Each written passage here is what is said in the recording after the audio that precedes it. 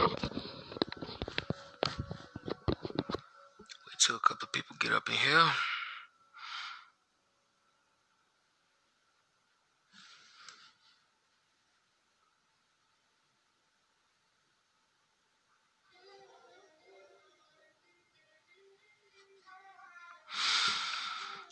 Alright, Shalom. First and foremost, I want to give all praises to the Most High Elohim in the name of his only begotten Son, Yahushua HaMashiach, who the word ignorantly called Jesus Christ.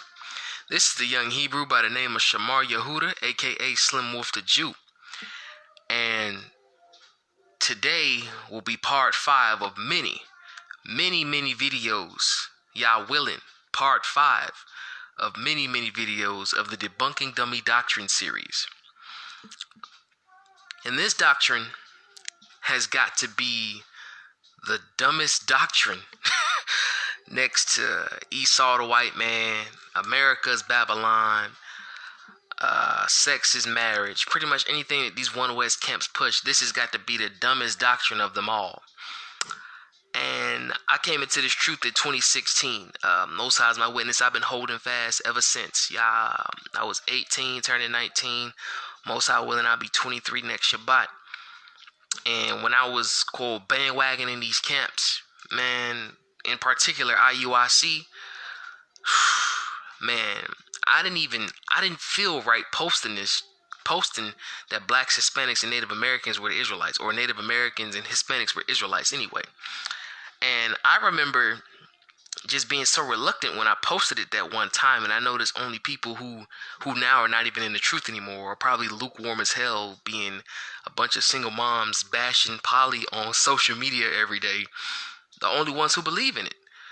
And like, I remember an elder, before I even started hanging, as far as I started even following these camps, tell me that chart is off and these camps ain't right. But me wanting to be a part of something, like a lot of people who subscribe to these doctrines because they want to be a part of something, they tend to just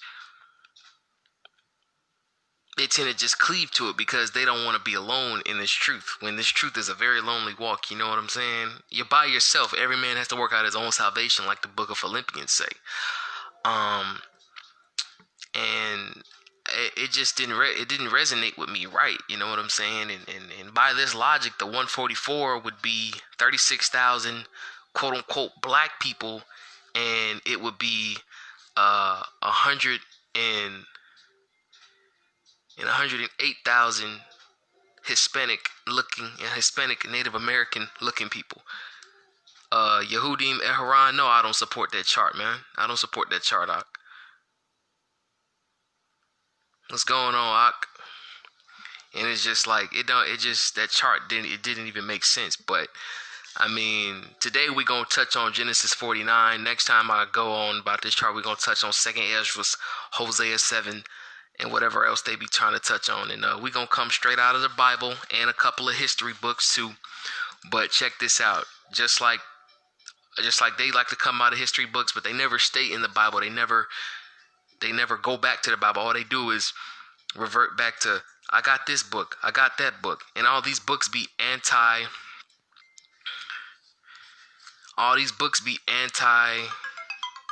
they're anti-black.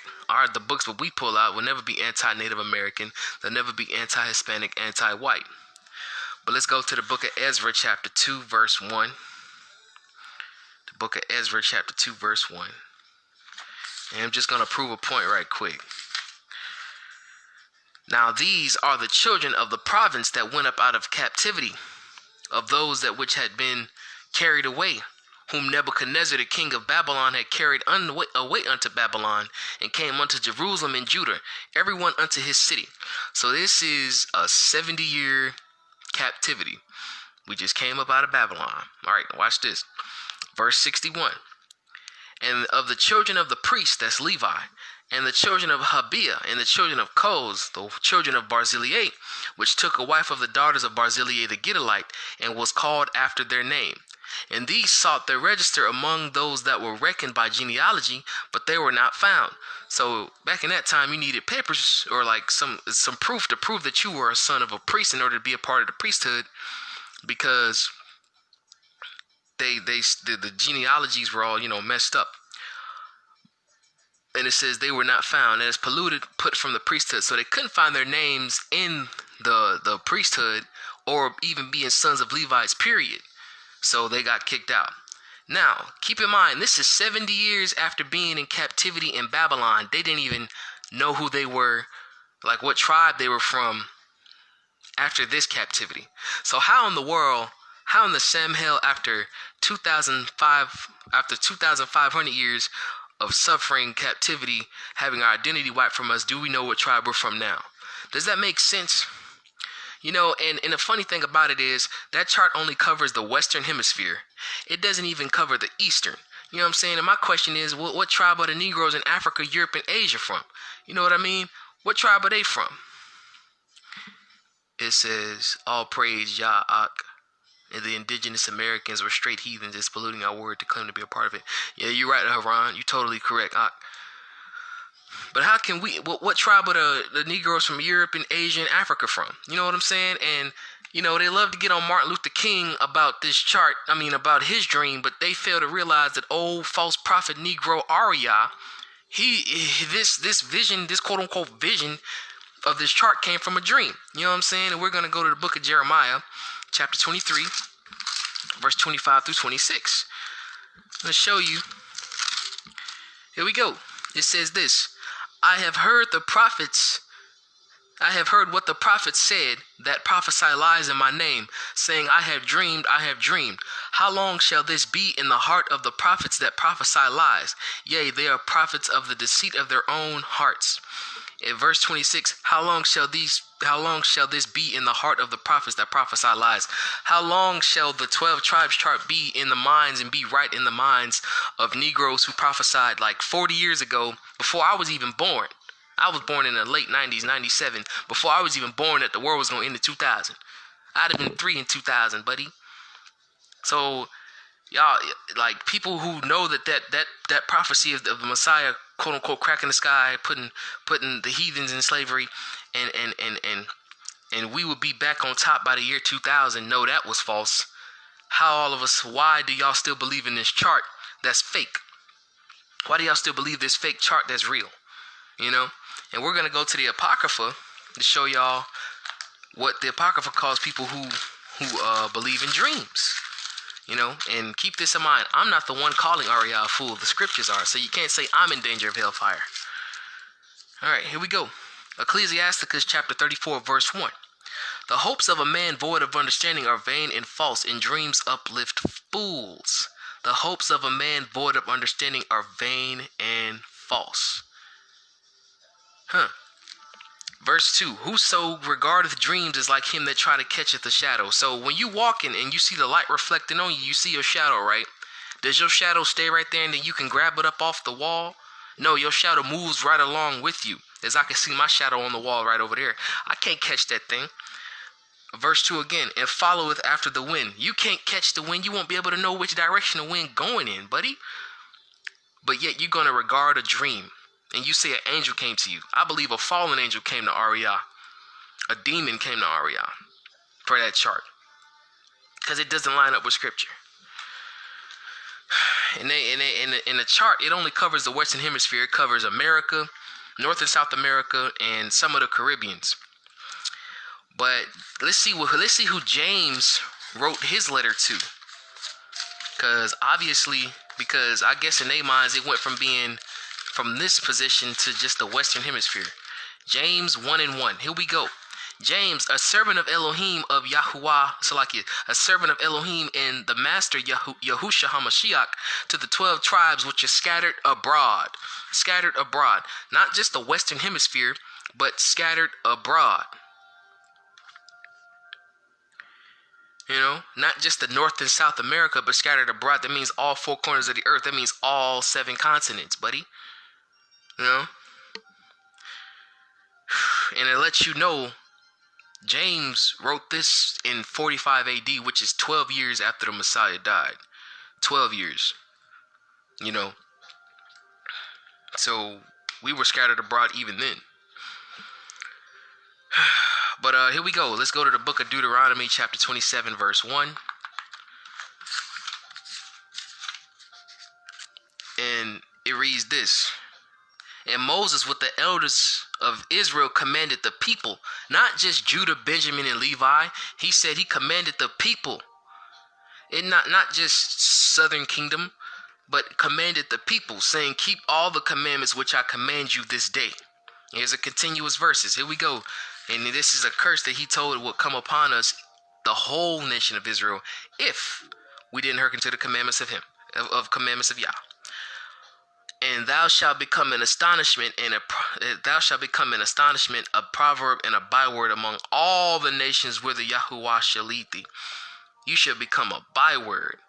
Now, everybody out there who's been in this truth and been holding fast knows that byword for black people is nigger, negro, nigga, black, African American, Afro this, Afro that.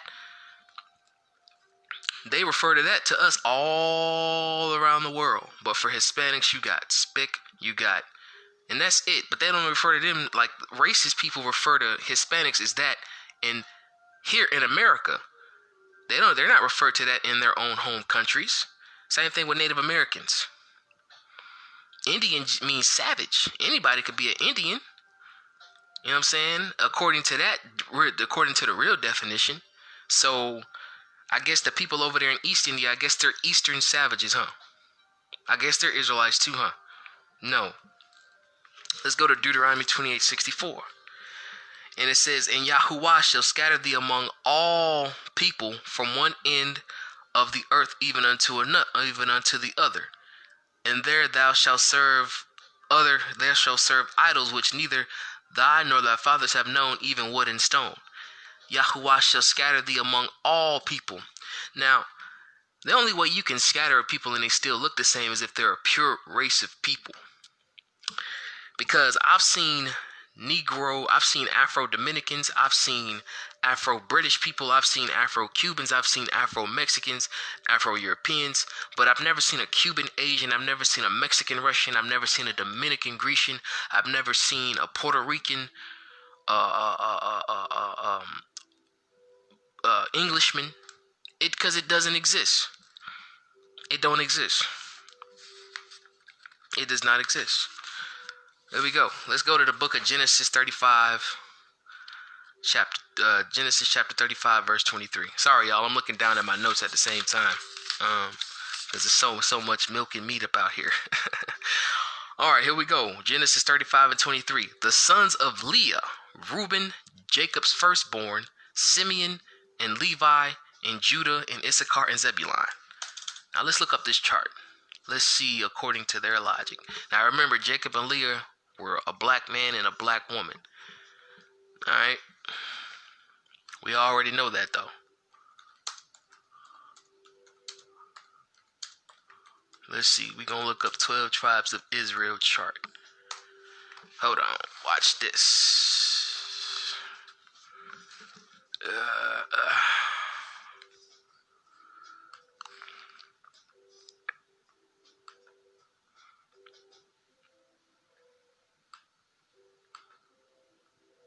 All right, so here we go. The 12 tribes of Israel chart. So let's read this again. Let's read Genesis 35 and 23. The sons of Leah, Reuben. So according to this chart, Reuben is the Seminole Indians. So the first child of a black man and a black woman was a Seminole Indian looking person. Interesting. Here we go. And Simeon Dominican. So he was sort of kind of looking black. Okay. Out of a black man and a black woman, right? And Levi is Haitian, so we had a Haitian-looking black person come out of Leah and Jacob. All right. And Judah is the so-called African American Negro, so he's the only one that looked just like them, according to this chart. All right. And Issachar, Mexican. So we had a Mexican-looking child come out of a black man and a black woman. All right, so here we go. Zebulun Where's Zebulon? Guatemala to Panama. So we had a mixture of a Guatemalan looking. He came out looking like a mixture of a Guatemalan to Panama, wherever else they cover. So from Guatemala to Panama, that's what Zebulon came out looking like. Now, anybody in them comments, does that make sense to y'all at all? Anybody that's watching, does that make sense at all to y'all? I didn't think so.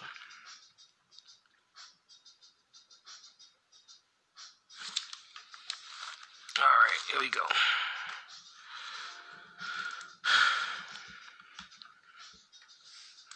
Here we go. Verse 24. And the sons of Rachel, Joseph, and Benjamin. Let's look at this chart again. We already know Ephraim and Manasseh were the sons of Joseph. So I'm guessing that Joseph came out looking like a mixture of a Puerto Rican and a Cuban, according to this chart. According to that chart, Joseph came out looking like a Puerto Rican and a Cuban looking person. All right. Even though he was mistaken for a black-skinned Egyptian, but somehow his descendants look like Fat Joe, Big Pun, Jennifer Lopez.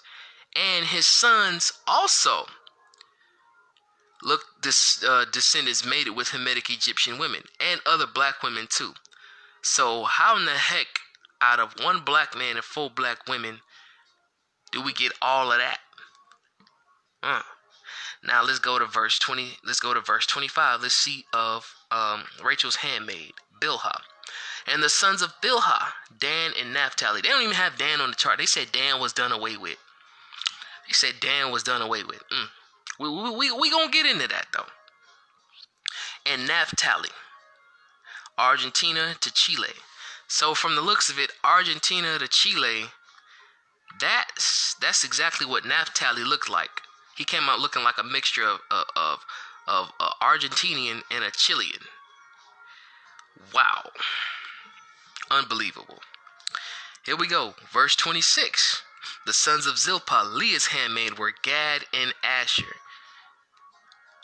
Okay, so Gad is the North American Indians. Oh, wait, so I get it. So Zilpah's sons, Gad, came out looking like Reuben, too. Even though, wow. And then Asher is Colombia to Uruguay. So Asher came out looking like a mixture of a Colombian and an Uruguayan put together. Wow. Yeah, you're right, Byron. Not at all. It don't make sense at all. Unbelievable. Unbelievable.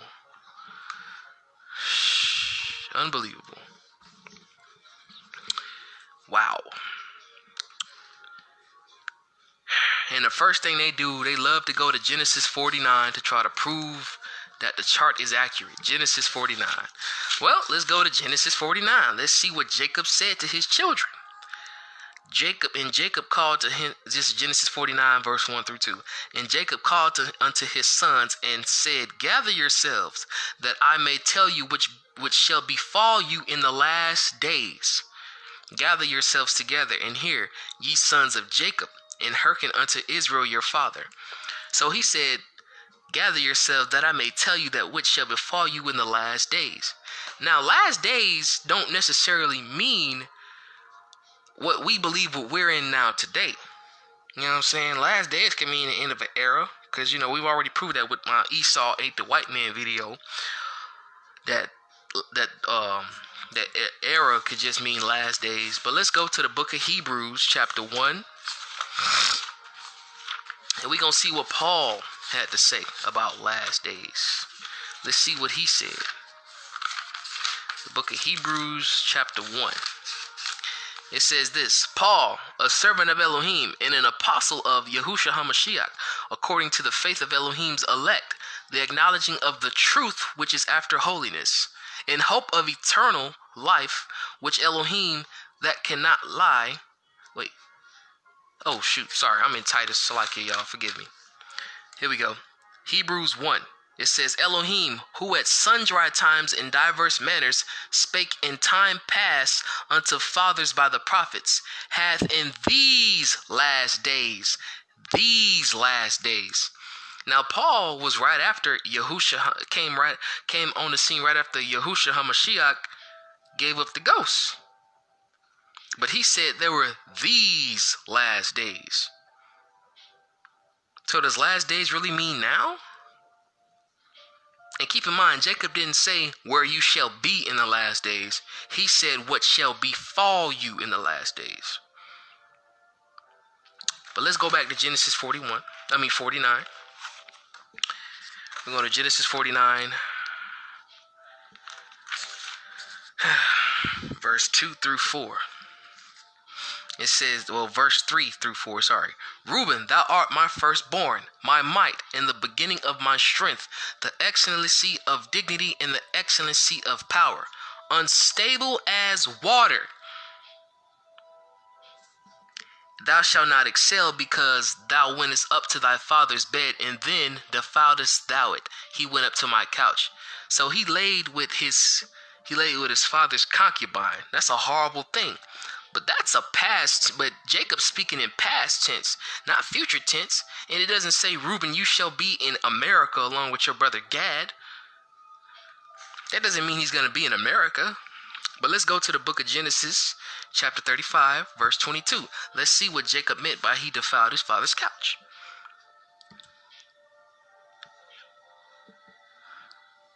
And it came to pass when Israel dwelt in that land that Reuben went and lay with Bilhah, his father's concubine, and Israel heard it.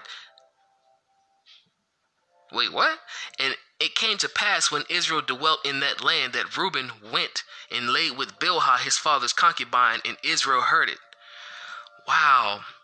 So that's what Jacob actually meant by he shall not excel, because what? He defiled his father's couch. And here we go. It says in verse 4 again, unstable as water. Now, let's go to the book of Genesis, chapter 37, verse 19 through 23. Genesis 37, verse 19 through 23. Here you go. And it says this, and they said unto one another, behold, this dreamer cometh. Come now, therefore, let us slay him, and cast him into some pit. We will say, some evil beast hath devoured him. We shall see what will become of his dreams. He's saying, yeah, we gonna see what becomes of Joseph's dreams. Yeah, when he died. And Reuben heard it, and he delivered him out of their hands, and said, let us not kill him. And Reuben said unto them, shed no blood, but cast him into this pit that is in the wilderness, and lay no hand upon him, that he might rid him out of their hands, to deliver him to his father again. And it came to pass, when Joseph was come unto his brethren, that they stripped Joseph out of his coat of many colors that was on him. And they took him and cast him into a pit, and the pit was empty, and there was no water in it. So you see, they did wickedness. You see, Reuben did wickedness right there. That's wicked right there. But we know double-mindedness can cause you to do wicked and righteous things. Watch this. We'll go to verse 29 and 30. It says this, and Reuben returned unto the pit, and behold, Joseph was not in the pit, and he rent his clothes. You see, now he's all sad, like, dang, man, what'd I do to my brother, man. And here we go, verse 30, it says, he returned unto his brethren, and said, the child is not, and whither shall I go? You see, unstable. He did a wicked act. Now he's trying to redeem himself by trying to do a righteous act, by trying to find his brother. Unstable as water. See, you did what? You had defiled his father's couch. Then you had he did something to his brother. Then he tried to do a righteous act right there. Now let's go to Numbers 16 and 1. Unstable as water. Just like the book of James say, double-minded man is unstable in all his ways. Now let's see what his descendants did.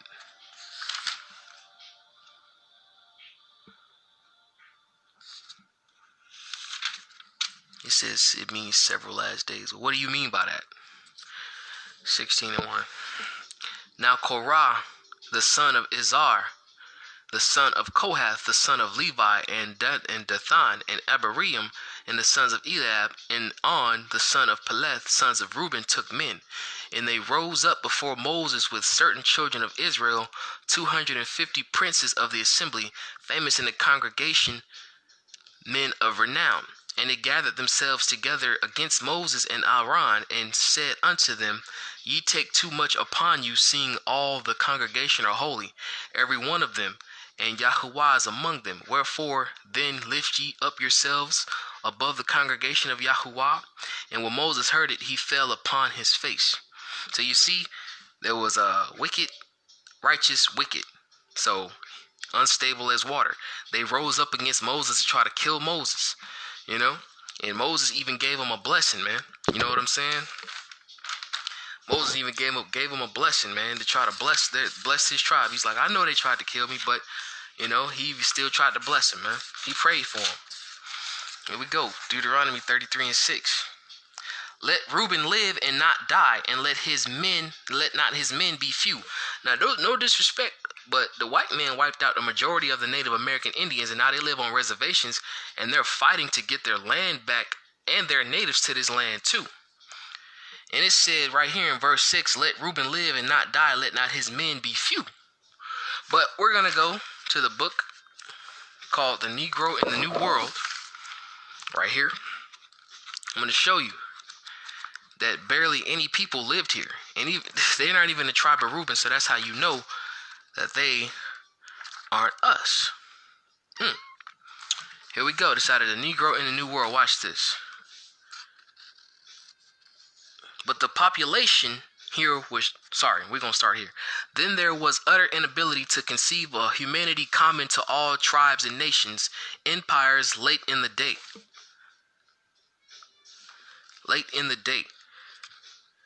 And were it is true founded in Peru and Mexico, which united under a semi-civilized government, several million of humans being perhaps 10 millions in South America and 4 millions in Central America. But the population here was checked by an infanticide, by an endless human sacrifices, and probably a heavy death rate amongst children.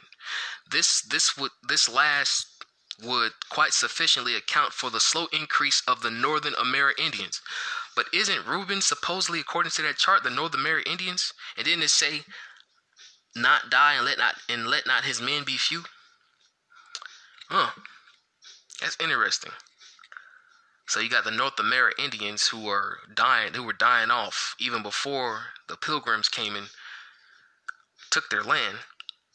But then you have Reuben being blessed for his men not to be few. Wow. And where in history do you see the tribe of Reuben doing child sacrifices?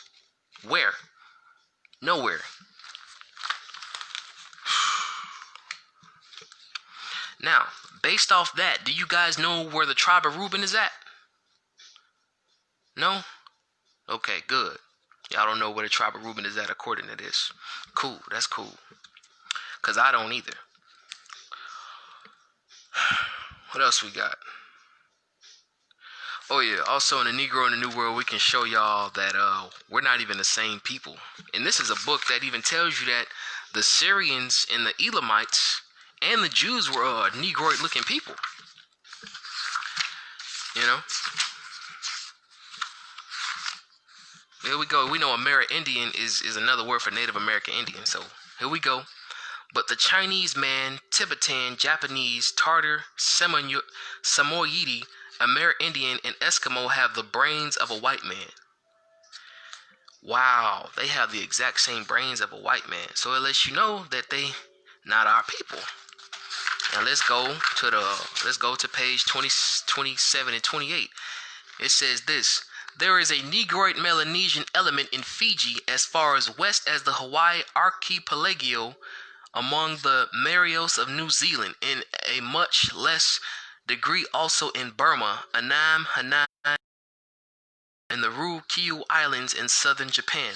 The Elamites of Mesopotamia appear to have been a Negroid people with kinky hair, and to have transmitted this racial type to the Jews and Syrians. It said to the Jews. That means all of Israel. All of Israel, buddy.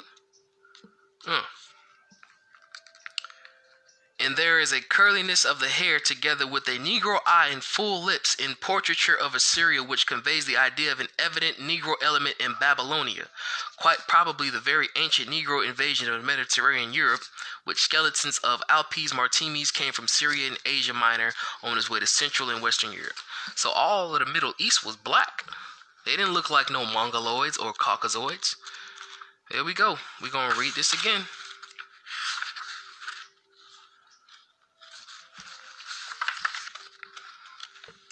The Negro in the New World. This is page 33 to 34. It says, again, in many of the Amerindian tribes, there was and is a certain lack of virility, and many of the Amerindian races lack that is uxoriousness so characteristic of the Negro, that tremendous race fertility which over and over again repairs the ravages of disease and human wickedness.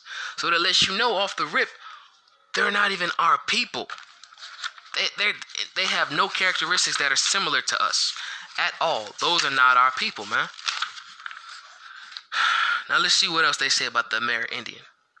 The Amerindian would seem to be a mixture in varying degrees of Proto-Caucasian type, the Eskimo, and the Proto-Mongolian.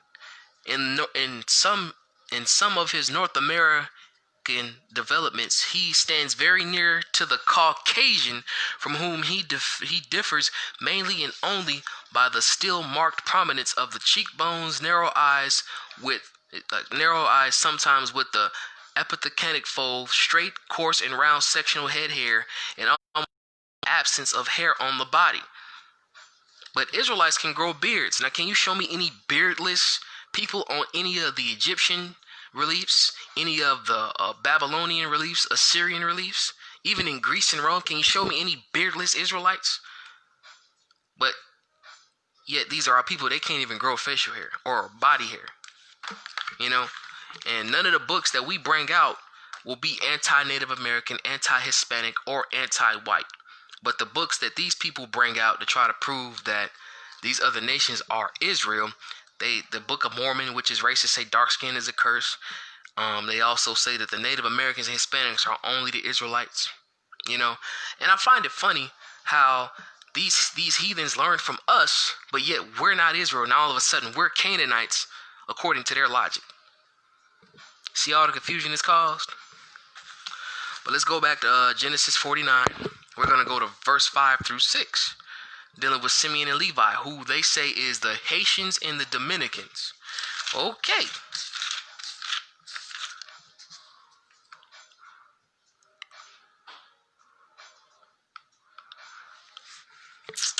Verse 5 through 6. It says this: Simeon and Levi are brethren. Instruments of cruelty are in their habitations.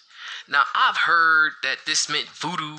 I've heard that it meant hatred between the Haitians and Dominicans. I've heard all kinds of things. But I've yet to see this in scripture that they use voodoo. Or even, you can't find it. But let's see what the instruments of cruelty is according to the scriptures. We're going to go to Genesis 34, 24 through 25. And it says this: And Hamor and unto Hamor and unto Shechem his son hearken all that went out of the gate of his city, and every male was circumcised, all that went out of the gate of his city. And it came to pass on the third day, when they were sore, that two sons of the sons of Jacob, Simeon and Levi, Dinah's brethren, took each man his sword, and came upon the city boldly, and slew all the males. And they slew Hamor and Shechem his son with the edge of the sword, and took Dinah out of Shechem's house, and went out. You know what the instrument of cruelty was? The sword.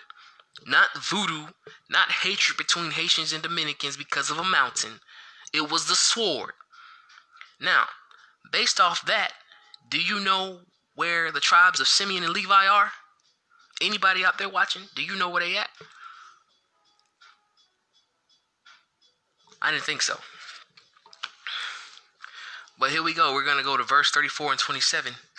For Simeon, it says, The sons of Jacob came upon the slain and spoiled the city because they had defiled their sister. You see, they were angry because Dinah was defiled by the Hivite man. That's the That's the reason why they were angry. You know? Let's read that again. It says this. Verse 6 in Genesis 49. O my soul, come not thou into their secret, unto their assembly mine honor. Be not thou united, for in their anger they slew a man, and in their self-will they dig down a wall. Cursed be their anger, for it was fierce, and their wrath, for it was cruel. I will divide them in Jacob, and I will scatter them in Israel. He said he's going to divide them in Jacob and scatter them in Israel. Now, that's a future tense prophecy at that time. Now, how can one say that one is Haitian and the other is Dominican when they will be divided in Jacob and they will be scattered in Israel? So they all just going to be, even though they were scattered in Israel, they all just going to, all the Levites and Simeonites all going to be in these two specific places in the last days according to the camp logic. Right. Let's go to the book of Deuteronomy chapter 18 verse 1. Book of Deuteronomy chapter 18 verse 1. Let's see anybody in the comments. Nobody in the comments. Okay, cool.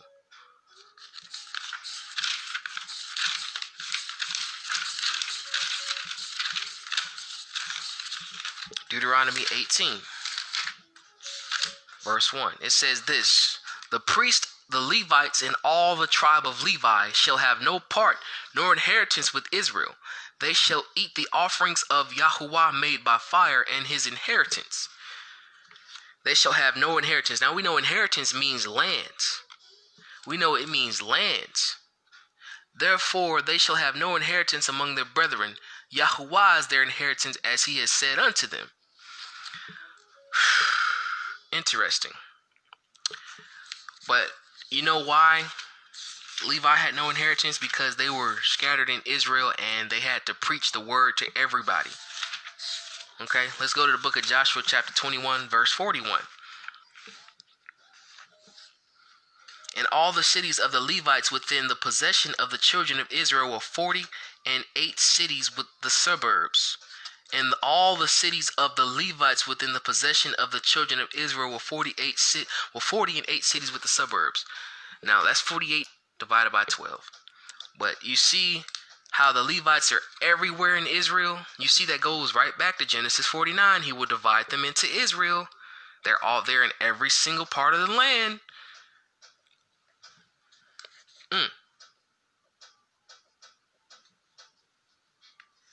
Let's deal with Simeon right quick. We're going to go to the book of Joshua chapter 19 verse 1. It says this. And the second lot came forth to Simeon, even for the tribe of the children of Simeon, according to their families. And their inheritance was within the inheritance of the children of Judah. So their land was within the land of the children of Judah? But they're dividing them in Israel. You see, that's the cover of the southern kingdom right there. Now let's go to verse 9. And out of the portion of the children of Judah was the inheritance of the children of Simeon, for the part of the children of Judah was too much for them. Therefore the children of Simeon had their inheritance within the inheritance of them. Now, the inheritance for Judah was already too much for Simeon. Now, let's go to the book of 2 Chronicles chapter 34 verse 6. 2 Chronicles chapter 34 verse 6.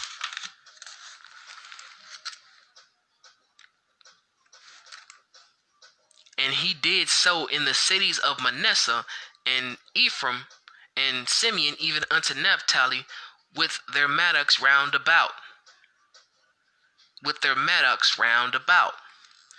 So wait a minute. They were also scattered amongst the northern kingdom.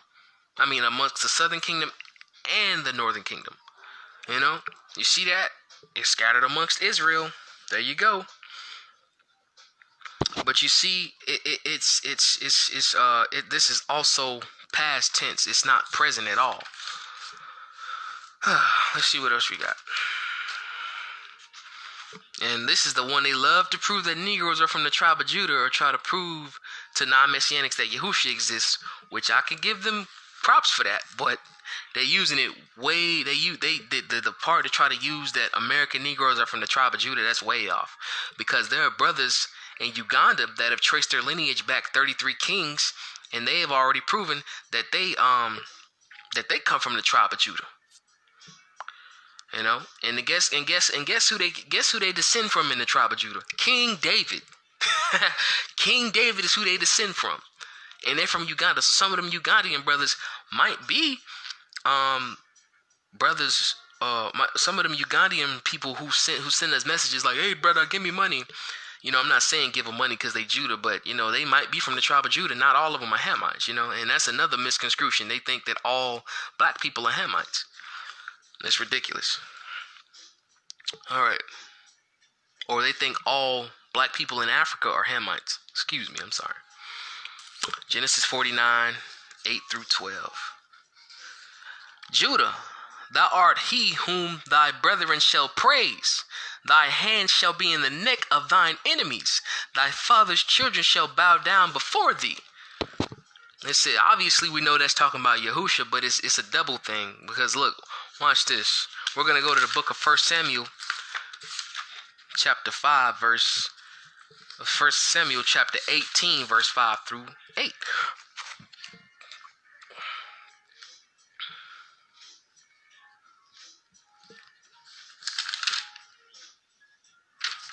And it reads this: and David went whithersoever Saul sent him. Saul is from the tribe of Benjamin. Keep that in mind. Saul is from Benjamin. And David went whithersoever Saul sent him, and behaved himself wisely. And Saul set him over the men of war, and he was accepted in the sight of all the people, and also in the sight of Saul's servants. And it came to pass, as they came, when David was returned from the slaughter of the Philistines, that the women came out of all the cities of Israel, singing and dancing to meet Saul, with tabrets, with joy, and with instruments of music. And the women answered women answered one another as they played, and said, Saul has slain thousands. Saul from the tribe of Benjamin slain thousands, and David his 10,000s. So right here they're supposed to be praising Saul, but David from the tribe of Judah is being praised amongst his brethren, because they said he slayed 10,000s. And Saul was very wroth, and he was salty, he was angry, and the saying displeased him. And he said, they have ascribed unto David 10,000s, and to me they have ascribed but thousands. What can he have more but the kingdom? He was jealous, and from that day on forth, man, Saul was jealous of David. All right, man, let's go back to Genesis 49 again. What does it say? Genesis 49 and 8. Thy hand shall be in the neck of thine enemies. Let's go to the book of Psalms chapter 18, verse 40. Let's see what David from the tribe of Judah, Lord, I was about to say Job. David from the tribe of Judah said what Yahuwah has done. Psalms 18 and 40. Thou hast given me the necks of mine enemies, that I may destroy them that hate me. Verse 18 again. Verse 40 again. Thou hast also given me the necks of mine enemies, that I may destroy them that hate me. You see, future and past prophecy right there with David and Yahusha. David from the tribe of Judah got the necks of his enemies. Here we go. Genesis 49. Once again.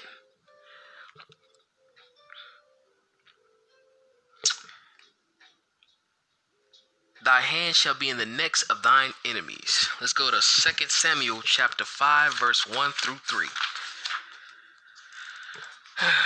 Here we go.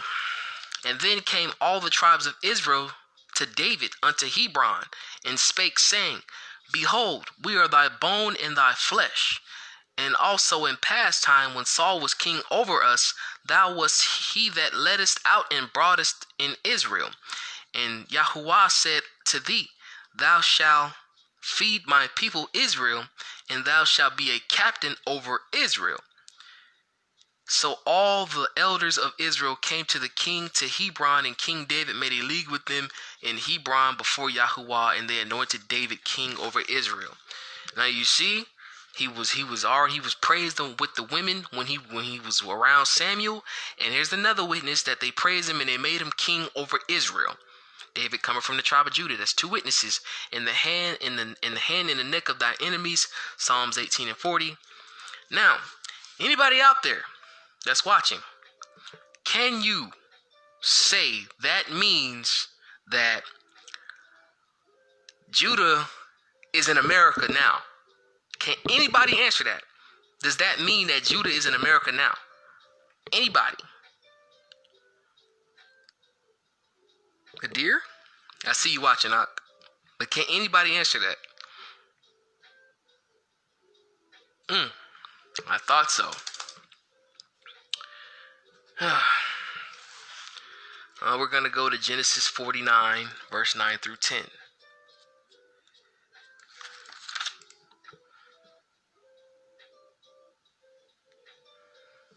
Here we go.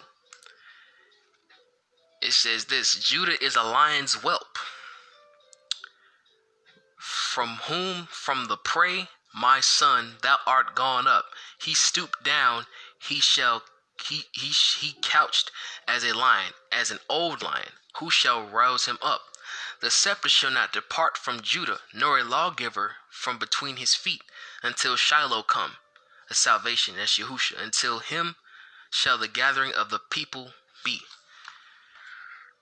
Well, we know the scepter left from the northern kingdom because they left.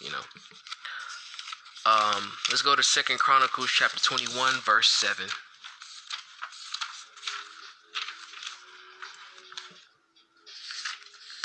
2 Chronicles 21, verse 7. Howbeit, Yahuwah would not destroy the house of David because of the covenant that he made with David, as he promised to give a light to him and his sons forever. Now we know Yahushua was a descendant of David, and it said that he promised to give a light to him and his sons forever. And we know Yahusha is the way, the truth, and the light. Interesting. But let's go back to Genesis 49 again. Genesis 49 again.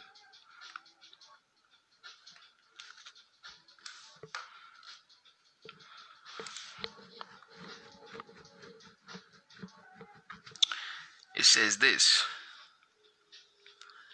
and unto him shall the gathering of the people be. Well, let's go to the book of Ezekiel chapter 20, verse 33 through 38. Ezekiel chapter 20, verse 33 through 38.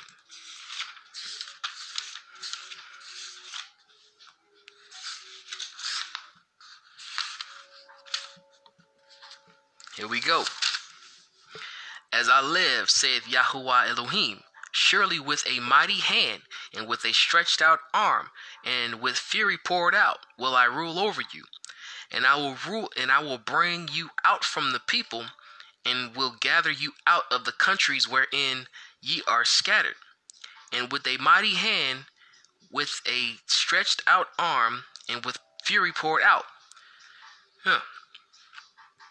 He said, and will gather you out of the countries wherein ye are scattered. That's gathering. So he's going to use Yahusha to gather us.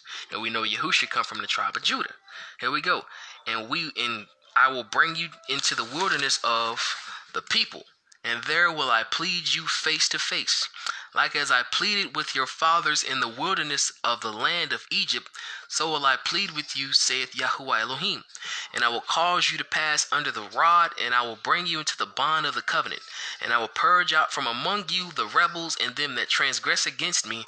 I will bring them forth out of the country where they sojourn, and they shall not enter into the land of Israel. And ye shall know that I am Yahuwah.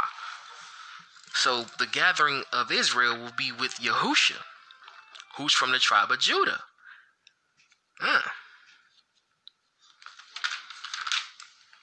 Does that mean that Judah will be in America? Nope. Here we go.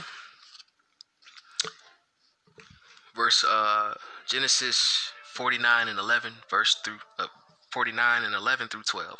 Binding his foal unto the vine, and his ass's coat unto the choice vine, he washed his garments in wine, and his clothes in the blood of grapes.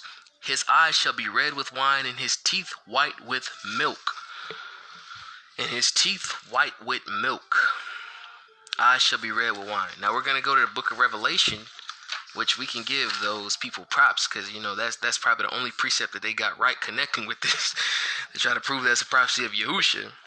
This, Revelation chapter 1, verse 14 through 15. And this is the scriptures that we use to prove that the Messiah was a black man. Here we go. His head and his hairs were white like wool, as white as snow. And his eyes were as a flame of fire. And his feet like unto fine brass, as if they burned in a furnace. Now, before I continue, word to the message of the heathens out there that try to say Yahusha was a white man. When you look into the Aramaic, you see it says Lebanon brass. And hair was like pure wool. Pure wool. Now, when you look up Lebanon brass, it's already the same color as the King James 1611.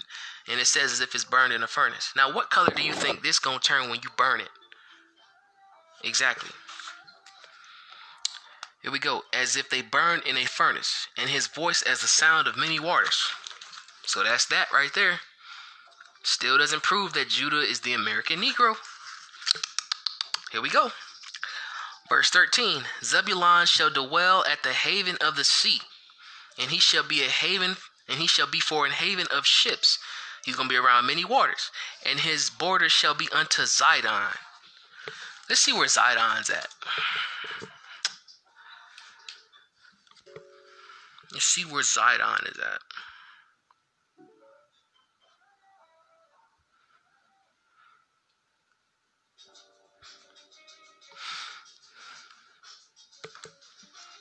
I'm gonna look that up right quick, because they say well, here we go. According to the chart, it says Zebulun is from Guatemala to Panama. So in their logic, Zidon is in Guatemala to Panama. But let's see where Zidon is at. Zidon location.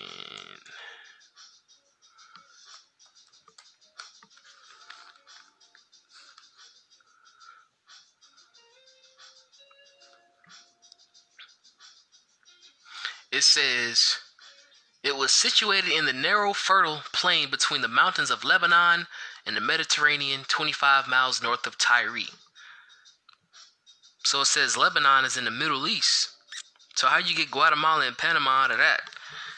They tell you exactly where the tribe of Zebulun is at in this script, or where it was going to be at.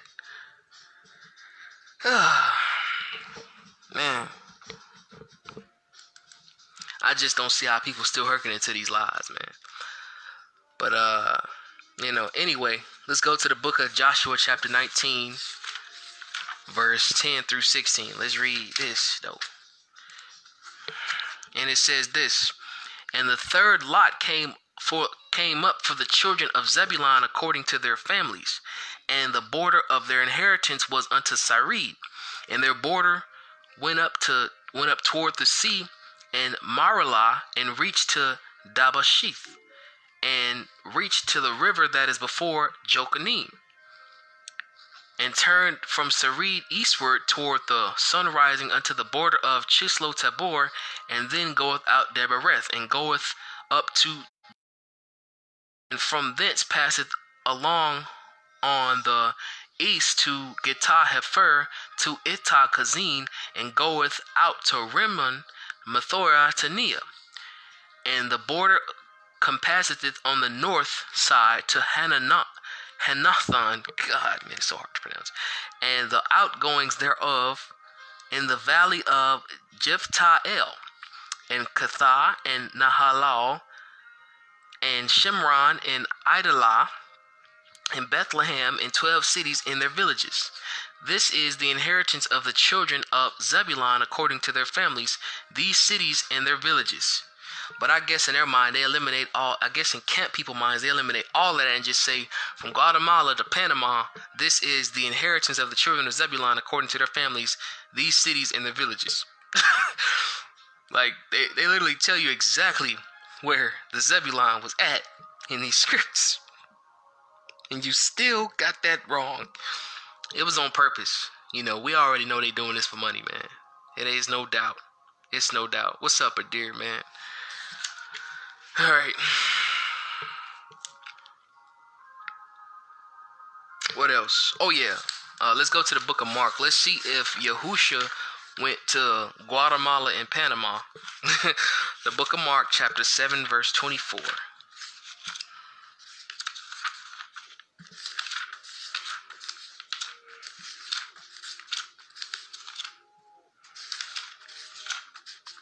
Oh, shoot, I'm going too far. The book of Mark, chapter 7, verse 24.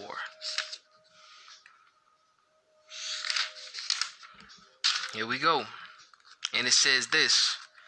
And from thence he arose and went into the borders of Tyre and Sidon. No, he went to the borders of Guatemala and Panama. Let me stop.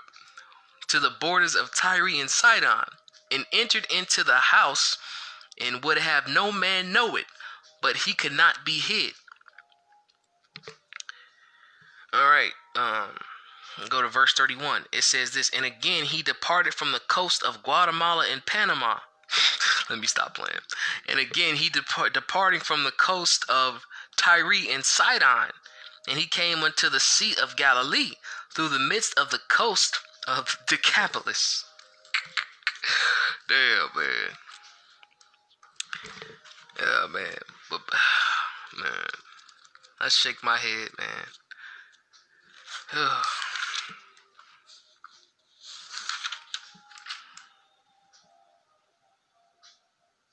What else we got? Issachar is a verse Genesis 49, verse 49, verse 14 through 15. It says, Issachar is a strong ass couching between two burdens, and he saw that rest was good in the land that it was pleasant, and bowed his shoulder to bear, and became a servant unto tribute.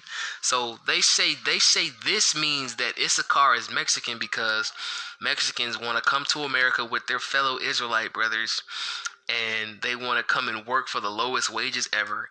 And since they work so long out in the sun, that oh my God. I'm sorry, I'm trying to get this out without laughing. They say that means that they're Mexicans because they work so long out in the sun and they want to rest on the Shabbat. And they say strong ass, so they talking about a strong donkey. So they say, I guess, donkeys are a symbol in Mexico for some reason. Like, it's so retarded. All right. There we go again. Let's go to that verse that they try to use to say that. Let's go to 1 Chronicles chapter 12, verse 32.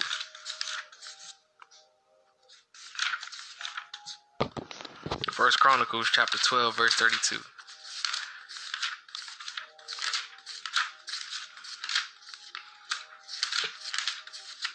Ooh, I'm going too far. Hold on.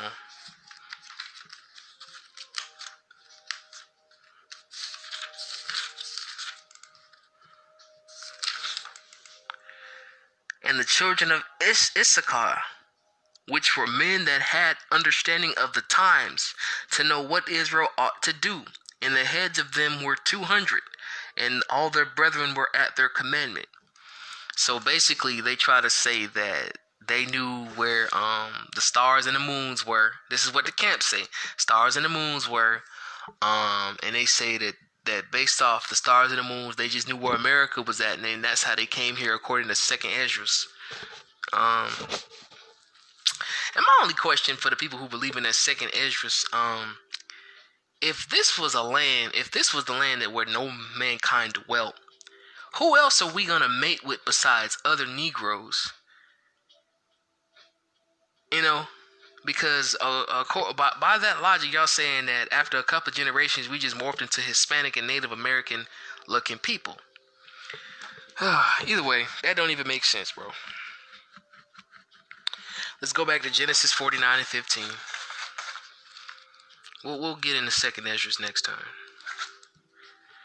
Alright, it says this, and he saw that rest was good in the land that it was pleasant, and bowed his shoulder to bear, and became a servant unto tribute. Okay, all right. Now, yep, we're going to go to the book of Isaiah chapter 9, verse 6. Let's see who else bowed their head. Isaiah chapter 9, verse 6. Woo!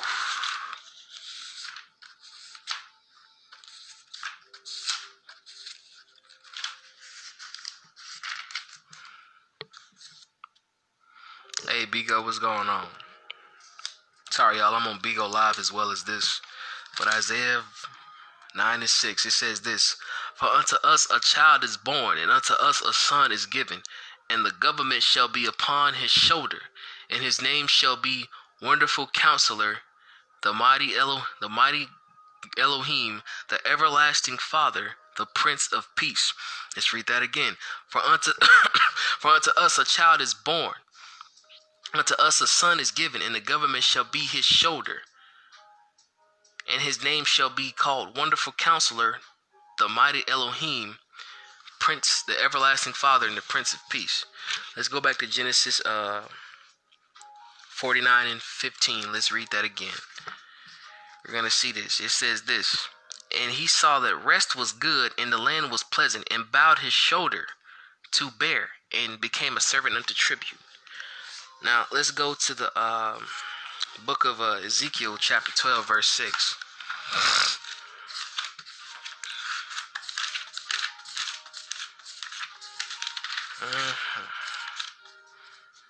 It says this: In their sight shalt thou bear it upon thy shoulders, and carry it forth in the twilight.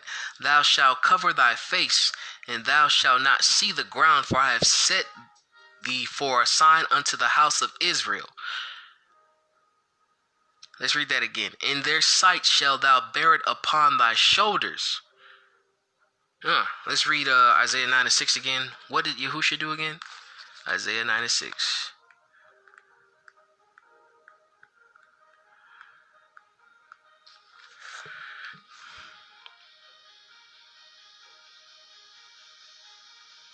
The government shall be upon his shoulder.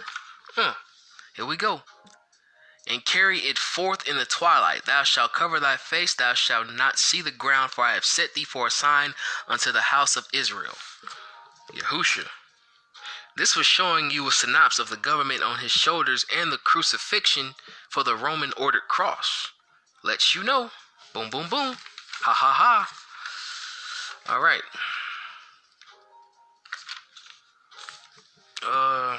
What else? What else do we got, man?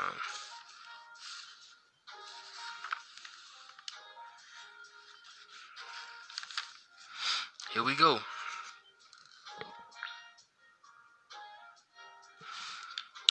We go to Genesis 49 and 16.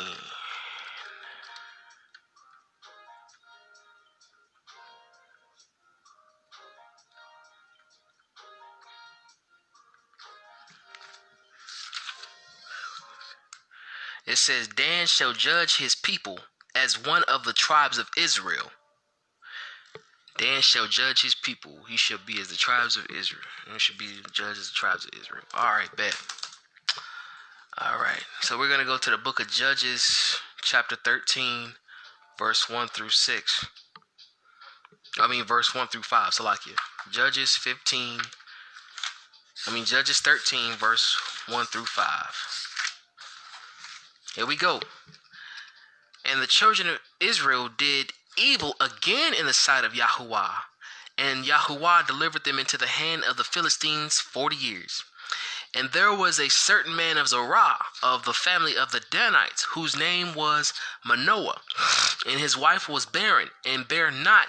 And the angel of Yahuwah appeared unto the woman, and said unto her, Behold, thou art barren, and bearest not, but thou shalt conceive and bear a son.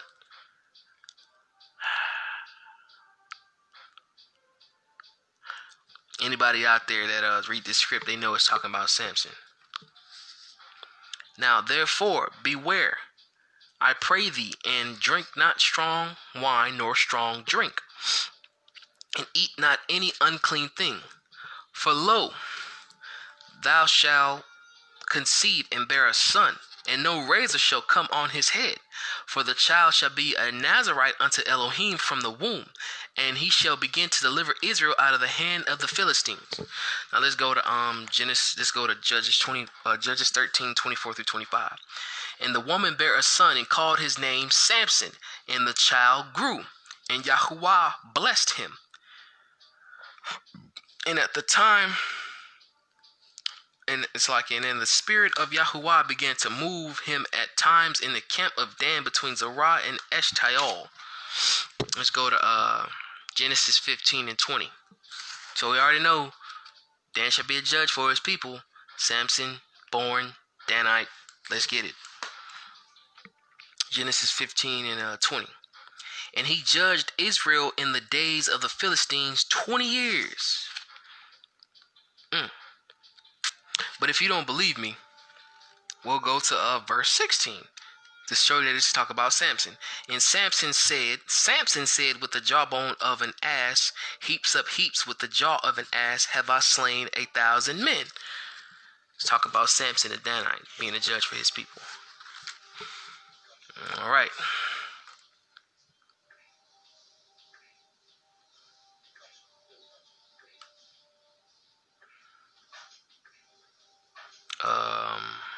Let me X that out right quick. All right, so what else they got over here? Genesis 49:17.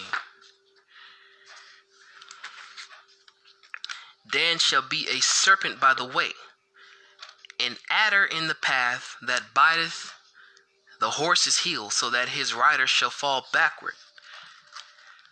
I have waited for thy salvation, O Yahuwah. Well, let's go. Let's show you how Dan was a serpent. What does it say? And an adder in the path that biteth the horse's heel, so that his rider shall fall backward. Let's go.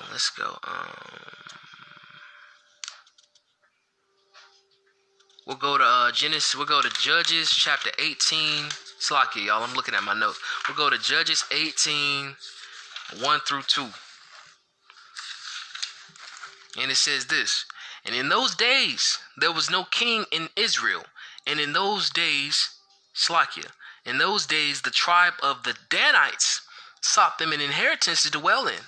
For unto that day all the inheritance had not fallen unto them among the tribes of Israel. And the children of Dan sent their family and 5 men from their coast, men of valor, from Zorah and Eshtaol, to spy out the land, and to search it. And they said unto them, Go and search the land. Who, when they came to Mount Ephraim, into the house of Micah, they lodged there. But I guess in their mind, it says, when they came to Mount Puerto Rico. Let me stop, man. All right.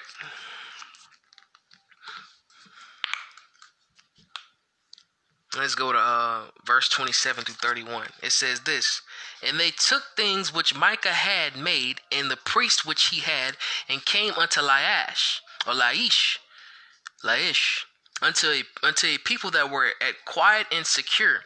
And they smote them with the edge of the sword, and burnt the city with fire. And there was no deliverer, because it was far from Guatemala. And they had no business with any man. And it was in the valley that lieth by Beth Rehob. They built a city and dwelt therein. And they called the name of that city Dan, and unto the name, and after the name of Dan their father, who was born unto Israel. Howbeit the name of the city was Laish at first. Here we go. And the children of Dan set up graven image, and Jonathan, the son of Gershom, the son of Manasseh, and he and his sons were priests to the tribe of Dan until the day of the captivity of the land. And they set up Micah's graven image, which he made all the time that the house of Elohim was in Shiloh. So Dan is a serpent. So I'm going to show you why Dan was a serpent, because he set up graven images. He was supposed to be the judges of Israel, but instead he led folks into idolatry. Now, based off Genesis 49 and the scriptures I just presented to y'all, now according to the chart, Dan is nowhere there. But does that show you where Dan is at? But I'm gonna show you in Babylon, it's in book 2, where some of Dan is at. Cause I've even researched it. I don't have it on me right now, but there was even a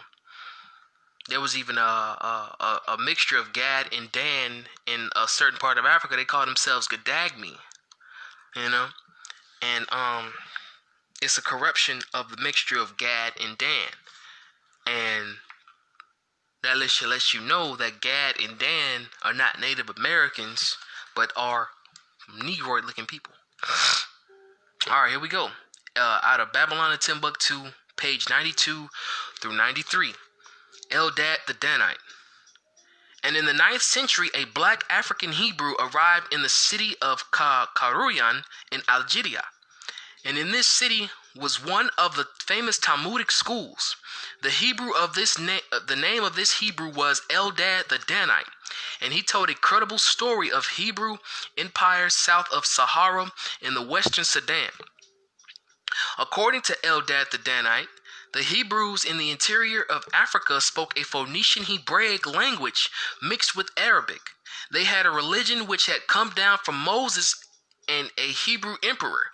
It was believed that this emperor was named Telotian or Baludan. Eldad said that the people of this tribe had fled from the kingdom of Israel after Sennacherib. I've already brought out the annals of Sennacherib to show you that he called all the Middle East black-headed races. He even talked about Hezekiah, King Hezekiah of Judah, black-headed. And black-headed means Negroid-looking people. All right, let's continue. The Assyrian had subdued it, and that the other Israelite tribes such as Naphtali, Gad, Asher were in the land from which he came. And he told the laws of Moses, which they followed. Sounds familiar, doesn't it? Kind of sounds like 2nd Ezra 13, huh? They went to go practice the law in a land where no mankind dwelt. Interesting. All right. And he came and he told the law of Moses, which they followed, the complete series of the scriptures except Esther and Lamentations. He did not speak of the legal works that were produced in Babylon and Palestine after the destruction of the first temple, of which the Algerian Jews had knowledge. These exterior works were the Mishnah and the Talmud. Eldad displayed evidence, some ceremony pertaining to the slaughter of animals for food. It was written in Hebrew with an Arabic tinge, but Eldad claimed that he knew no other language than Hebrew. In regard to Eldad's story, the Gaon, or parentheses, head of the Jews, assured the people that the story was creditable. We are grateful for the travels and researches of Nahum Slouch, who wrote in early part of the 20th century. He said, for many years, the author of this book has been gathering material for a history of Jewish migration into the Sahara and Sudan. Sudan means black, by the way. One part of his work is already done, establishing the authenticity of these migrations. To the writing of the Arabs and the oral traditions of the country, he can now add the archaeological evidence furnished by the ruins of the ancient Jewish cities in the Sahara and Sudan, and the documentary of evidence of Hebrew inscriptions like those of Tuat, which date from 13th and 14th century. It is now established that Ghana was a black Hebrew state, and at this juncture I shall continue my writings, the Zad dynasty of Ghana. So that lets you know that Dan was all over in the Middle East or Northeast Africa. And in Ghana is black. Everybody black over there in Ghana. That tribe of Dan, some of the tribe of Dan is in Ghana. Wow. And we're also going to come out of some history right here, out of the Jewish travelers in the Middle Ages. This book is great too. I recommend anybody in Israel cop these 2 books. And I recommend that anybody cop the Rudolph Windsor whole book series. Amazing. Let's go to the Negro in the New World. We're going to go to page 154. And it's going to tell you about the other 9 tribes, where they reside at. And we know in the book of Esther, they mention a king in Ethiopia. Watch this. An old man informed me that he had been in India, which is in the far east, facing Kush, Ethiopia, to the west, a desert separating them. Now in India there is a king, very mighty and powerful, reigning over the Jews only. The rest of the country is governed by peoples rejecting every form of belief, people who kill no living creature for food. Their adoration is given principally to the sun, moon, and stars. The children of Moses live upon an island situated near the river Sabation, India, in the book of Esther, not Ethiopia. The tribe of Manasseh live opposite of them. See, that's one tribe of Joseph. Highlight. They say what? The tribe of Manasseh live opposite them. No, I thought the tribe of Manasseh was in Cuba. Alright. Beyond this river are the tribes of Dan, Naphtali, Gad, and Asher. The tribes of Issachar live in a province occupied by themselves alone and hold no communication with anyone else whatsoever. They are marvelously learned in the law, and their languages are Hebrew, Arabic, and Persian. Persian, Indian. See that? Book of Esther kind of coincides with the book of Esther. And around them dwell the fire worshippers. The tribe of Simeon lived to the extreme south. Ooh, but I thought it was in Dominican Republic. They too are governed by their own kings. The tribes of Zebulun and Reuben live on the banks of the Euphrates, the former on this side, the latter on the farther side of the river. Salakia. They have the Mishnah and the Talmud. We just saw that dealing with Eldad the Danite in Babylon and Timbuktu. Their languages are Hebrew and Arabic. And the tribe of Ephraim, another descendant of Joseph, the tribe of Ephraim live to the south of Babylon. They are a fighting race, warriors who live on the booty they capture, and their language is Hebrew. Wow. Interesting. And we know that Ethiopia kept records of quote-unquote Christianity or Christ, but we know it's really Mashiach and Mashiachim, the following of the Messiah. Let's go to this book called When We Ruled. And this is talking about how pretty much all of Africa was black, even the quote-unquote Middle East or Northeast Africa. And we're going to go to pages 28 through 30. And it's talking about Dan. And we know the Ethiopian church was started by a tribe of Israel. Here we go. In Ethiopia, there are monuments dating back at least 2,500 years. The temple of Al-Makah and Yeha was probably built before the 5th century BC. It is a 2-story structure made up of dry stone masonry built up on podium. The blocks were precisely cut up into 3 meters long. Let's go to this again. Aksum contains the Cathedral of St. Mary of Zion, one of the world's oldest Christian cathedrals. Dating to the 4th century, this monument was later rebuilt in late medieval times. Christian cathedrals, really Mashiachim, which means followers of the Messiah in Hebrew. And in the 12th and 13th centuries, Roha became the new capital of the Ethiopians. Conceived as New Jerusalem by its founders, Emperor Lalibela, it contains 11 churches, all carved out of the rock of mountains by hammer and chisel. All of the temples were carved to a depth of 11 meters or so below ground level. The largest is the house or church of the Redeemer, staggering 33 meters long, 23 meters wide, and 11 meters deep. It is entirely surrounded by a forest of columns, all carved and sculpted. It is one of the 4 churches, give the illusion of being freestanding in Roha, connected by their bases to the rock which they were hewn. The 7 are almost hidden away in this was by an Ethiopian tourist. But here's the picture right here of the Ethiopian church. I don't know if y'all can read that down there. Abyssinia, or Ethiopia. And we know Abyssinians were dark. But look, House of the St. George.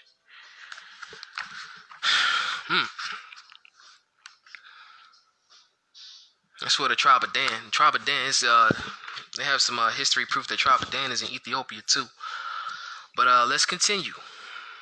What we gonna do? Oh yeah, Genesis 49 and 19.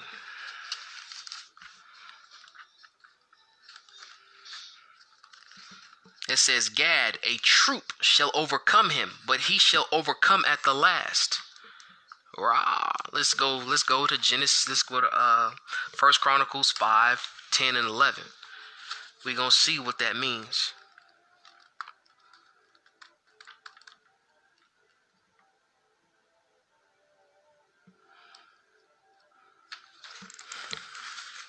First Chronicles 5 and 10 through 11. And it says this: And Saul made war with the Hagarites, who fell by their hand, and they dwelt in their tents throughout all the east land in Gilead. And the children of Gad dwelt over against them in the land of Bashan unto Salcah. Let's go to verse 18 through 22. And the sons of Reuben, the Gadites, and half of the tribe of Manasseh, of valiant men were men able to bear buckler and sword, and to shoot with bow, skillful in war, were 44,760 that went out to the war.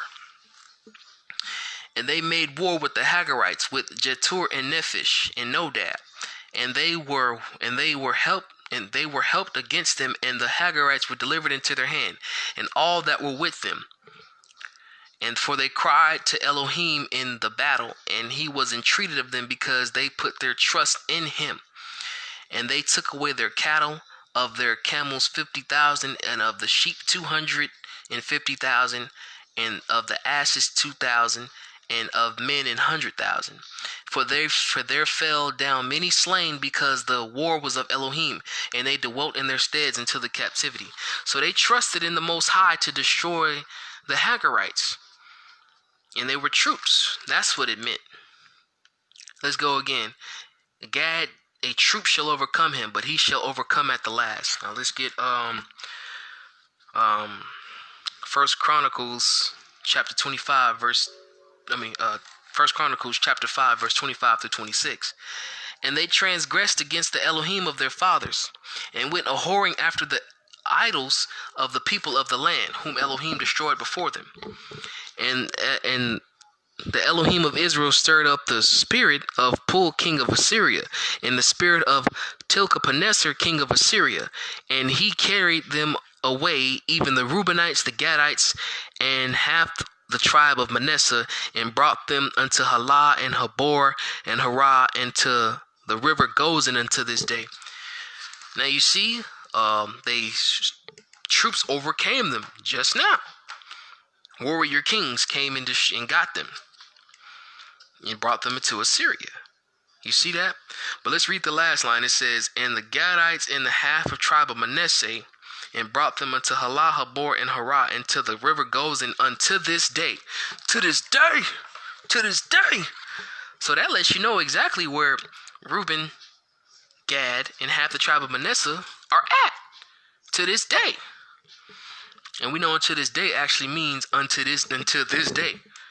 And if you look up Halah, Habor, Harah, and River Gozan, it's all in the Middle East. Then you know that.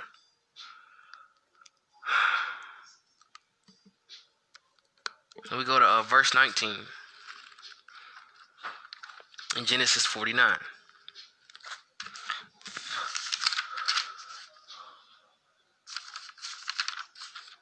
It says this, but he shall overcome at the last. Let's go to the book of Matthew, chapter 26, verse 45 through 47. Matthew chapter 26, verse 45 through 47. And it says this, Then he cometh to his disciples, and saith unto them, Sleep now on, and take your rest. Behold, the hour is at hand, the Son of Man is betrayed into the hand of sinners. Rise, let us be going. Behold, he is at hand that doeth betray me. So you see how they would overcome, because Mashiach said, Rise, let us be going. He is at hand. That's how they overcame. And we're going to go to verse 47. While he yet spake, lo, Judas, one of the 12, came with him a great multitude with swords and staves from the chief priests and the elders of the people. Let's go to the book of Hosea chapter 6, verse 9. Hosea 6 and 9. Let's see. Gad is a troop now. And as troops of robbers wait for a man, so the company of priests murder in the way by consent. And you see how Judas brought the priest to come and murder him with consent. It was okay to murder Yahusha. You see that? All right, now we're going to go to the book of Genesis chapter 49, verse 20. All right. I'm going to talk about Asher. Not really much on Asher. There's this book that I have called The Continuing of the Apostles, and I'm going to bring that out real soon dealing with this chart. And we already know, and it proves, and it was written around the same time as the New Testament was written. And it pretty much tells you that all the disciples were one from each tribe. All one from each tribe. And we already know the disciples were all Negro-looking people. That's all I'm going to say on that right now. But let's go to Genesis 49 and 20. It says this. Out of Asher his bread shall be fat, and he shall yield out royal dainties. Not really much on the book of Asher. On the tribe of Asher, but according to that chart, let's see. According to that chart, they should be where?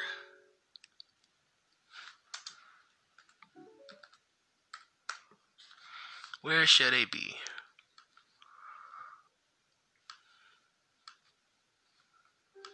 Asher. It says Asher is going to be in Colombia to Uruguay.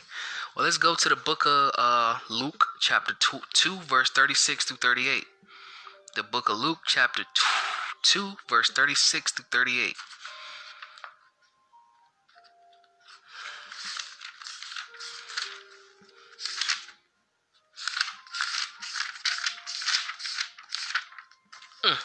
Luke, chapter 2, verse 36 through 38. And there was one, Anna, a prophetess, the daughter of Phanuel, of the tribe of Asher, and she was of a great age, and had lived with an husband 7 years from her virginity. And she was a widow out of about 84 years, which departed not from the temple, but served Elohim with fasting and prayers night and day. And she came in that instant gave thanks likewise unto Yahuwah, and spake of him to all them that looked for redemption in Jerusalem. So this was a just woman from the tribe of Asher, just prophetess, still in Jerusalem from the tribe of Asher.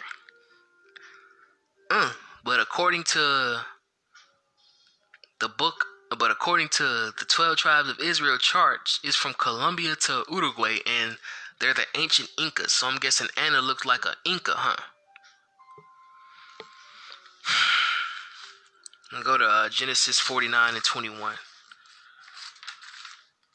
We're gonna deal with Naphtali.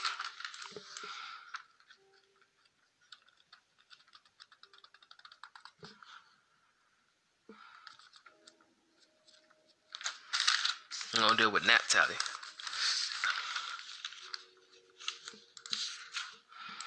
It says, Naphtali is a hind let loose. He giveth goodly words.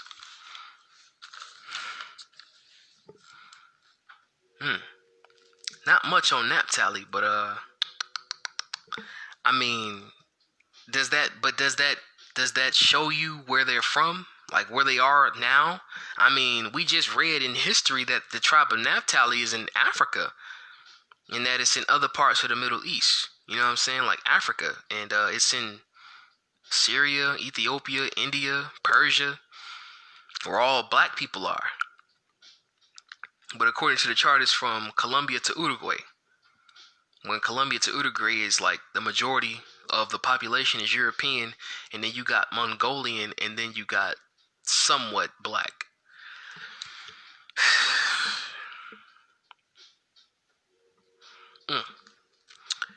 And that was at Argentina to Chile. And Argentina is majority European. I don't see too many dark skinned people over there in Argentina. Here we go. And Joseph is a fruitful bow, even a fruitful bow by a well, whose branches run over the wall. So that's talking about him being very fruitful. He's being fruitful and multiplying, like the law said. Be fruitful and multiply. So we're gonna go and I'm gonna show you another one dealing with Joseph. We're talking about Manasseh and Ephraim. Those are his descendants. We'll go to Deuteronomy 33 and 17. And we just showed you where Manasseh and Ephraim is according to history and script. But we'll go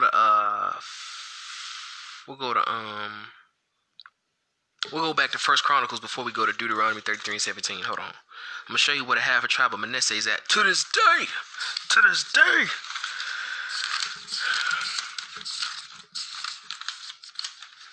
Here we go.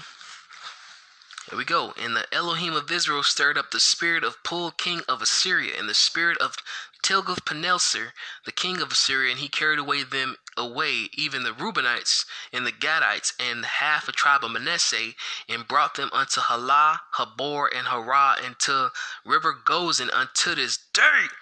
To this day. And it says, and the half tribe of Manasseh.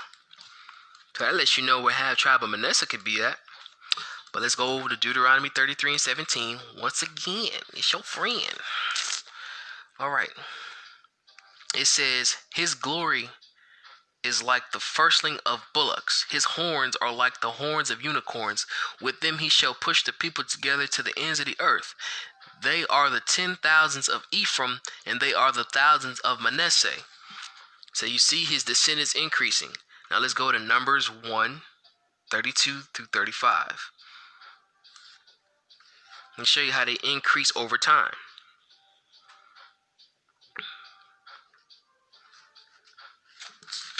I'll go to Numbers 1 because they love to use this to try to prove that you are what your father is. But let's do this. And of the children of Joseph, namely of the children of Ephraim by their generations, after their families by the house of their fathers, according to the number of the names, from 20 years old and upward, all that were able to go to war. And those that were numbered of them, even the tribe of Ephraim, were 40,500. And the children of Manasseh by their generations, after their families by the house of their fathers, according to the number of the names, from 20 years old and upward, all that were able to go forth to war. Those that were numbered of them, even of the tribe of Manasseh, were 32,200.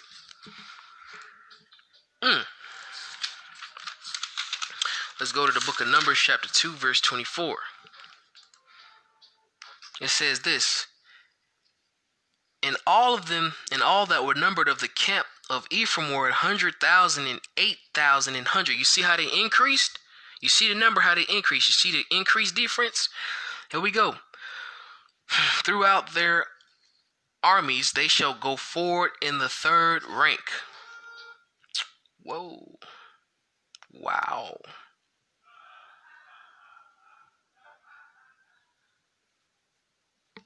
Wow. All right. Let's go to Genesis 49, 24 through 26. Now, this is past prophecy, but let's read this. And here we go. The verse 23 through 26, like it. The archers have sorely grieved him and shot at him and hated him.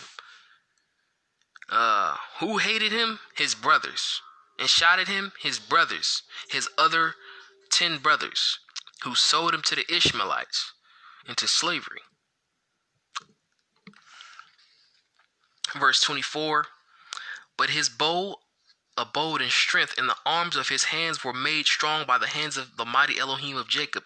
From thence is the shepherd, the stone of Israel, even by the Elohim of thy father, who shall help thee, by the Almighty, who shall bless thee with blessings of heaven above, blessings of the deep that lieth under, blessings of the breast and of the womb. And the blessing of thy father have prevailed above the blessings of my progenitors unto the utmost bound of the everlasting hills. They shall be on the head of Joseph and on the crown of the head of him that was separate from his brethren. Wow. Now that's a blessing. That's a blessing that he spoke over him. And we already know he was made king in Egypt. And we already know that that dream that he had in Genesis 37 came true. How his brothers bowed to him.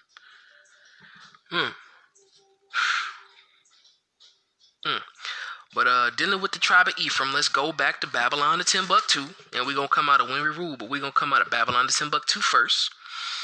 We're going to go to page 131. And it says this: the Yoruba Jews of Nigeria. There are black Jews in southern Nigeria who are called the Emo-Yokwayim, or strange people, by the native Africans. But these black Jews call themselves by the Hebrew name B'nai Ephraim, or sons of Ephraim. These Jews claim that their ancestors immigrated from Morocco, which is at the top of the continent of Africa, right next to Spain. But Morocco is black, so, you know. A fact which Godby says is supported by their language, a mixture of Maghrebi or Arabic and local Negro speech. Thus, Abu, in parentheses, father, has become Yaba, and mother, Hebrew M is Ima. Nevertheless, most of their language is similar to the black Yorubas around them. The Yorubas have influenced these Jews to a great extent in their external social life. It is said that the crocodile is sacred animal for all. The customary sacrifices of the Yorubas appear to be the same for the Jews. Watch this. Now we're gonna go to when we ruled right quick. Show y'all dealing with the Yorubas.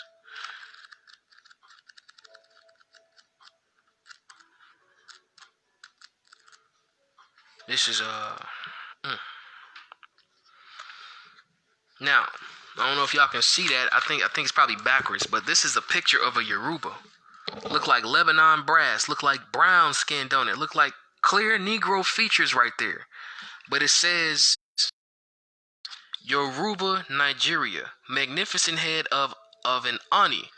Between, and what color is it? Bronze. Bronze. And it said the Messiah's head was like bronze, didn't it? Burned in a furnace, didn't it? And where did it say what happened? Around the 12th and 15th century. But this is a Negro from Yoruba.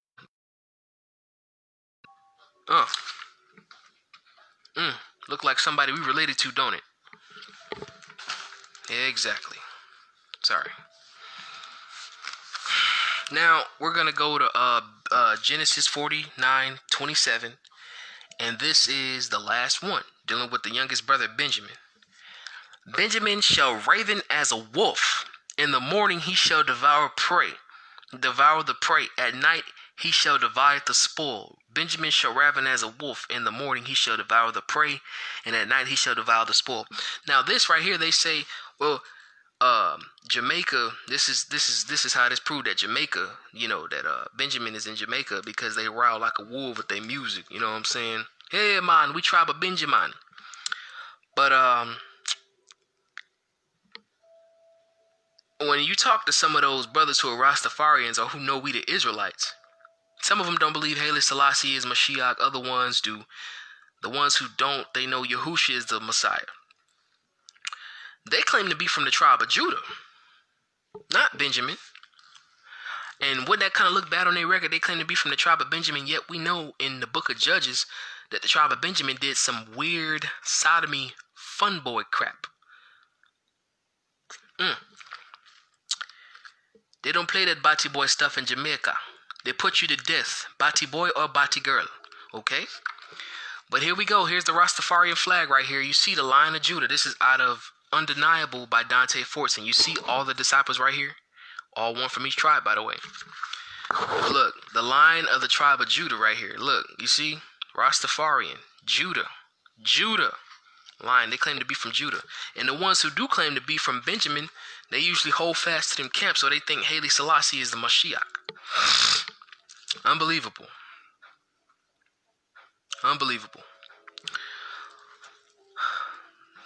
It's unbelievable that people still believe in that chart. But let's go to the book of Obadiah, chapter 1, verse 19. We know they love to use this as they love to use this to prove that Esau the white man. Let's go to Obadiah 1 and 19. They love to use this book to prove that Esau the white man. But here we go. It says, and they of this is Obadiah 1:19, and they of the south shall possess the mount of Esau, and they of the plain of the Philistines, and they shall possess the fields of Ephraim and the fields of Samaria, and Benjamin shall possess Gilead. It didn't say Benjamin shall possess Jameer, come on. It said Gilead, man. Okay? That's what it says.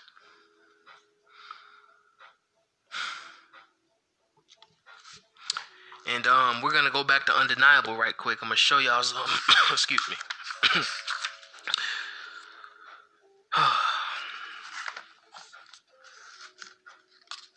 It says the reason that the Rastafarians in Jamaica reference Ethiopia on their flag is directly related to the reign of Haile Selassie, the last Solomonic emperor of Ethiopia, Solomon descent. Now, Solomon came from David, which come from the tribe of Judah. So they're well within their rights to claim to be from the tribe of Judah. And if there is any truth to the story that Menelik was the son of King Solomon and Queen Makeda, it would also serve as evidence that not only of a black Israel, but a strong presence of the tribe of Judah in Africa in general, and Ethiopia specifically. Like I said before, we got some brothers in Uganda that trace their lineage back, find that they're from the tribe of Judah, descended directly from King David. Because Ethiopia kept records of Solomonic dynasty, it means we can track at least one branch of Solomon's lineage all the way to the death of Haile Selassie the first in 1975.